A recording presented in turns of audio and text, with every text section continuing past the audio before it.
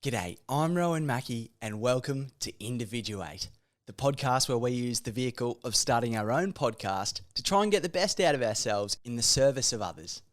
Today, we've got another practical episode, talking about picking a target audience. You'll note that I've chosen this for the podcast today even before looking at a podcast topic or structure or any of that sort of thing. And that's just to highlight that essentially, our podcast is to serve our audience. There's no point choosing a topic, regardless of how passionate we are about it, if it doesn't serve the people we want to help. So that's what we're looking at today.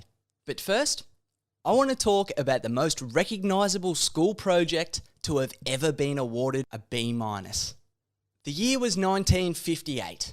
An American history teacher, Stanley Pratt of Lancaster High School in Ohio, America, gave his junior class a project. The task was to design something that illustrated their interest in history and bring it into the class for show and tell. It was a time when the American flag had only 48 stars to represent the 48 states of the Union. But with talk of Alaska and Hawaii potentially joining soon, young Bob Heft began to imagine what the American flag would look like if there was 50 stars after the addition of 2 more. I'll put up some photos at the podcast page for today to give a sense of it. But at the time, it was somewhat of a dilemma what would happen if 2 states were added. At the time, the stars were arranged in a neat 8x6 array, and the addition of any more states would have thrown off this pattern. Obviously, this was a trivial issue in the grand scheme of things, but it was a problem to solve all the same. Young Bob Heft spent more than 12 hours cutting 50 white stars and ironing them onto a blue cloth and sewing it onto his parents' 48-star American flag. He cleverly chose to arrange the 50 stars into a field that included 5 rows of 6 stars and 4 rows of 5 stars, alternating the row sizes in order to take up a similar shape and area to the stars on the previous flag.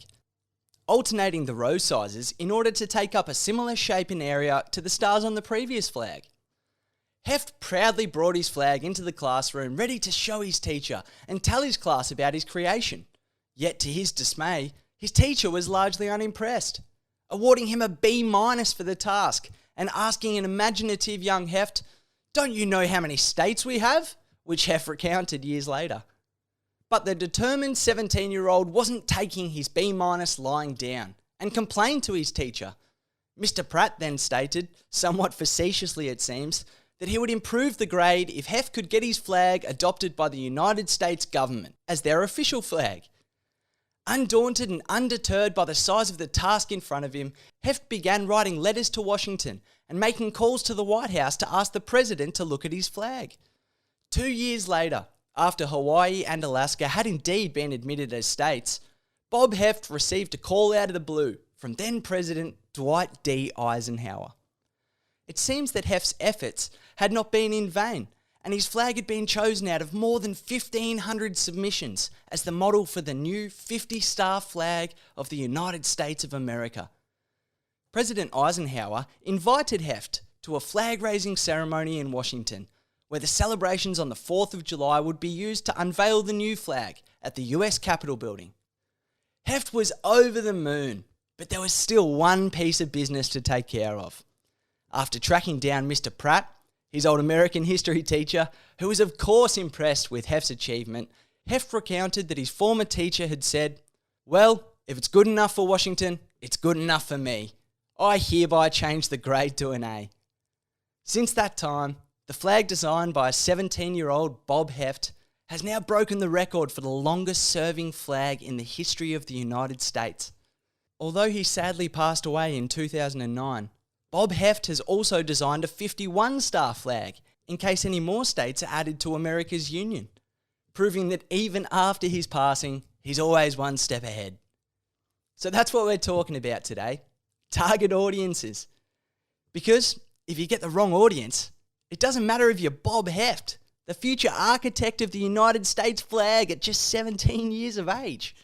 If you don't get the right audience, in this case, the seemingly tough critic that was Mr. Pratt, your work won't be respected as much as it deserves. So how do we find our target audience?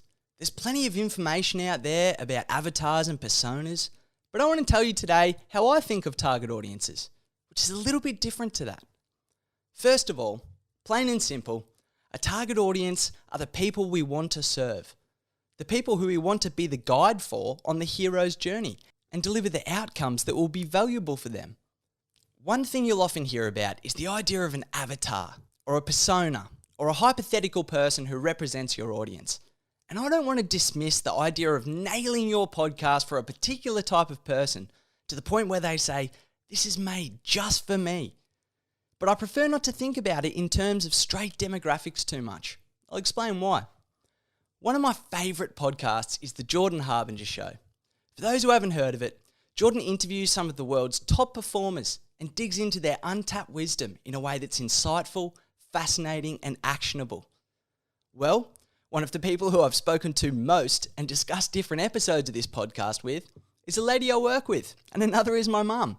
They're both of an older generation to what I am, and when I had the opportunity to catch up with Jordan after a conference, great conversations that we'd been having at work lunchtimes, he was a little bit surprised as he didn't necessarily pick them as his target market. But when I think about it, knowing both these women, they seem to perfectly fit into Jordan's audience profile. They're both curious, intelligent, broad-minded people who of course would absolutely benefit from the high-level conversation that Jordan's podcast provides. And that's why I don't necessarily think of things in such narrow terms as a target persona or an avatar. Depending on what we do and how niche it is, there's the potential to serve many people across a range of demographics, lifestyles and persuasions. And I think if we think in these terms, we can limit our potential audience through the music or the language that we use. So how do we identify who these people are? Well, who do you want them to be? Who's going to motivate you to serve them the most? Who are you inspired to help? Who can you provide solutions and outcomes and value for? Who are the people whose pain points and problems you've recognised and can help to alleviate some of them? And then, what are their desired outcomes? Their fears that you can help them overcome? Their immediate and long-term needs and wishes? I think it's important to note as well that I think some awareness of this is present in just about all good podcasts. Just as an aside, I personally think this has a little bit to do with Andy's role in Hamish and Andy, or almost all of the straight men in a comedic duo. Hamish provides the out-there hilarity, but it's partly Andy's role to set Hamish up in a way that's relatable, so they take the audience with them. So it seems to me that even something as irreverent as Hamish and Andy actually has a fair bit of thought behind it to be able to so masterfully bring their audience with them and provide them with the exact entertainment or escape they're looking for. The more we can distill down and understand our audience, the more we're likely to be able to provide value for them. And part of your goal with a podcast is to create advocates who will tell others who share their interests and promote your podcast for you. Word of mouth is still one of the best ways to increase listenership. So, who do you want to be the guide for? And how can you identify yourself with them in a way that's relatable? To demonstrate the notion of being the guide, I want to tell you about how one man single-handedly made coffee popular in Japan. In the 1970s, the company Nestle had a problem. Japan's economy was booming, and Nestle was looking for a way to capitalise and to transform that into profit. So, what was it they could do to get in on the Japanese market? They chose coffee. Although coffee was popular in many other parts of the world, at that time in Japan, by far the most popular drink was tea. So, Nestle tested the waters before jumping in, running focus group after focus group to test whether Japanese consumers would enjoy the taste of Nestle coffee in the same way it was enjoyed in other parts of the world. Of course, they all loved it, and the executives at Nestle were delighted. They prepared a giant rollout, excited to unleash the beloved brown bean onto a seemingly receptive Japanese market. Huge amounts of money were spent on the marketing and distribution, and Nestle's coffee hit the market with a bang. And then, nothing. Despite the hype, Nestle's coffee just wasn't selling in Japan. To the team at Nestle, it made no sense. Every one of their studies showed that Nestle coffee should be the next big thing. The consumers found the taste surprisingly pleasant, and they'd become prominent in the advertising space. But the Japanese consumers stuck to drinking tea. They enjoyed coffee, but not enough to change their existing habits. Faced with this huge dilemma, Nestlé decided to bring in a controversial figure in the world of marketing, former child psychiatrist Clotaire Rappel. Rappel was not your typical marketer. He was in fact trained as a child psychiatrist and had spent years working with children with autism. It was because of this experience that Rappel had developed a strong conviction. That was that people can't tell you what they really want. He believed that the real motivation for people's desire was subconscious, and most people were not self-aware enough to understand those desires, let alone express them. Rappel called this the reptilian instinct. Yet, I'm struck by how much overlap there is with Jung's ideas of the personal and collective unconscious that we spoke about in episode 2 of the podcast. An example of Rappel's previous work was with the car company Jeep. Jeep had recently experienced a large decline in sales, and they couldn't work out why. After seeking out Rappel to help turn their sales around, he came back with a suggestion they were not quite expecting. He suggested they go back to using round headlights. You see, recently, Jeep had attempted to modernise the design of their vehicles by changing the shape of their headlights from the familiar round shape to a more rectangular or square shape. For Rappel, he recognised that for the American Jeep driver, the Jeep meant freedom. It was the symbol of the Wild West, a symbol of figuratively flying across the desert sands with the wind in your hair, and of horses. For Americans, the Jeep had in many ways become the symbol of the modern horse, enabling exploration and adventure across all terrain like the horse had previously empowered. When Jeep had changed the lights on their vehicles to become rectangular and more square, they had lost a bit of that connection, because subconsciously, the Jeep's headlights no longer looked like the eyes of a horse. Jeep changed their headlights back to round, and who'd have thought it? Their sales went back up. But let's get back to Nestlé in Japan. When he arrived in Japan, Rappel recognised that although they may find the taste pleasant, people in Japan had no connection to coffee. They'd grown up drinking tea, seeing their parents and grandparents drinking tea. They'd eaten tea-flavoured lollies and ice cream since childhood, and they had much more of an affiliation with tea, which had been around them for much longer than this new foreign drink. So, what was it that Rappel decided would help turn the tide and chip into this massive market hold that tea had in the hot beverage business? Coffee lollies. Or, for my American listeners, coffee candy.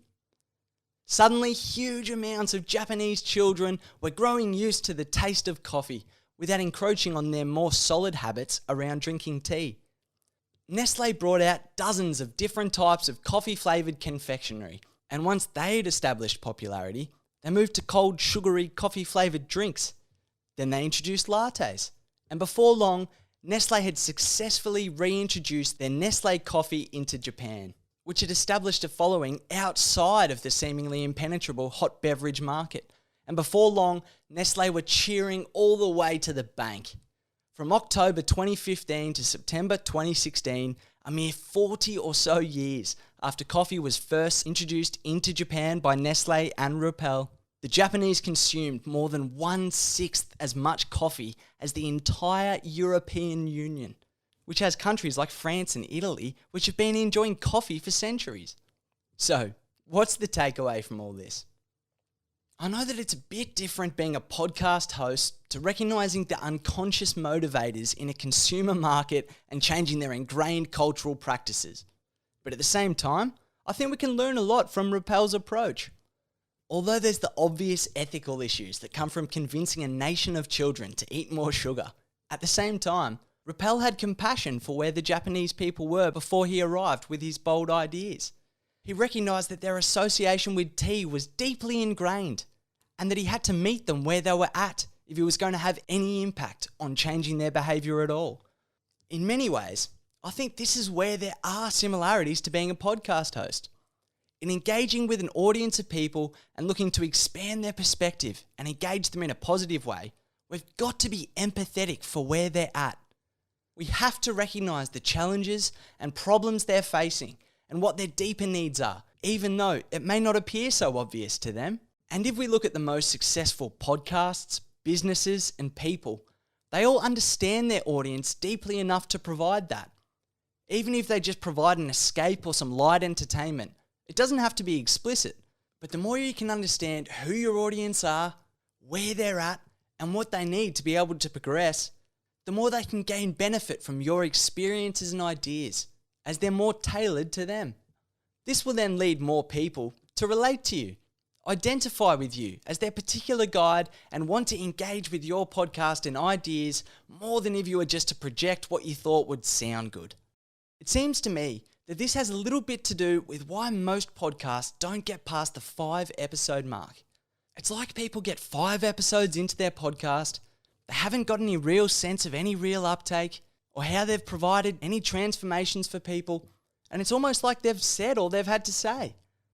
They may have been through huge swathes of information that, although it may be valuable in certain contexts, with no understanding of who's listening, why they're listening, and what they expect to achieve out of listening to their podcast, their ideas just don't quite cut through. So start with those you know you can help. Who do you recognise is at point A and you can take to point B? Whatever those points are. What are those people's needs, challenges and desires? Then, once you get a sense of how you're helping those people, what challenges they're facing, what their limiting beliefs and perceptions are, why they're struggling at certain points that you yourself have likely struggled, then you can look to expand on ways of helping from there. But always in the context of recognising where people are at. No one likes being talked at or implicitly made to feel guilty for not seeing things a certain way. So that's it for the podcast today. Hopefully that's given you some direction around who are the people you want to serve and how you can help them. Even if it's just recognising that someone may be lonely or looking for company and your podcast is going to be a bit of an escape for them. It's worth recognising who your audience are and where they're at. Then you make your podcast more accessible to a whole lot more people than those who already see things from your point of view. They're likely to come along for the ride anyway. You'll just give them a bigger population of people they'll see value in your podcast for, and they'll be able to recommend your podcast to more people. For those who are interested, stick around to hear about a unique opportunity that I'm really excited about. The thing that really gets me about podcasts is just how many people give up early. All the people who had a great idea and felt motivated and had the courage to put themselves out there stopped, leaving so much valuable information left unsaid. I often think of how much value, how many solutions, how much genuine assistance could have been provided in the podcast episodes that never got made because someone didn't have the systems in place to make their podcast work for them. And it's hard. I get it. I've made a whole range of mistakes podcasting, and you only need to look at the length of time between my first individual podcast that I did and this one to see that I've contemplated the difficulty. But in the years that I've been producing podcasts, presenting podcasts with others, and learning from others in the field who have succeeded, I've developed a signature framework, 7 steps to 10 EPs, to help create the systems needed to make a podcast successful. EPs being episodes for those of you playing at home. It seems to me that the reason that so many podcasts get discontinued is that they don't have the systems in place to get the return on investment they're looking for. But it's important to remember that creating relationships is cumulative.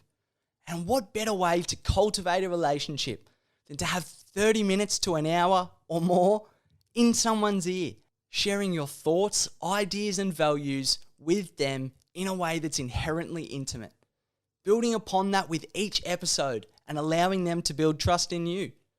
So, if you're interested, I'll be putting together a group of like-minded people from my podcast listeners to go through the 7 steps together and fast-track your podcast process. The 7 steps take you through the core aspects of podcasting, and they are purpose, branding, framework, content, recording, editing, promoting. So far in this podcast, we've been exploring the purpose stage, which includes things like setting your goals, finding your audience, choosing a topic, all that sort of thing. Here on the podcast, we'll go through most of the 7 steps, but mostly the ones that are related more to life and individuation. But for those of you who want a bit more hands-on help starting your podcast, email me at rowan@easygoingdigital.com.au and I'll arrange a video call to let you know all about it. I've also got more information at Easygoing Digital's website. And that's open to any one of my listeners too. I believe that podcasts are such an incredible tool for both professional and personal growth. And through being one of the listeners of this podcast, you've qualified yourself in because you're someone I want to work with. So if you're interested in being part of a group that's keen to help each other release a successful podcast, email me, rowan@easygoingdigital.com.au. For those of you who aren't quite there yet, that's no dramas. We'll continue in the podcast and you'll get most of the steps here too. But we'll look to think a little bit more laterally about the idea of individuation and podcasting more broadly here too. So I'm really excited to begin this adventure with a few of you. Spots will be limited and we'll be kicking off in just a few weeks. So shoot me an email and we can jump on a Zoom call. In terms of the podcast though, we've got a bit more to go through with the purpose stage of the podcast. I've got some really exciting interviews lined up for the next few weeks, and we'll look at the lives of a few different people who changed the game and can give us further insight and perspective, just like Edith Cowan did on last week's podcast. As always, I'll have a whole bunch of resources up about today's podcast on the episode page for today. You can find that about 7 steps to 10 eps at www.easygoingdigital.com.au/individuate. Thanks for spending some time with me today. I look forward to doing it again on the next episode of Individuate.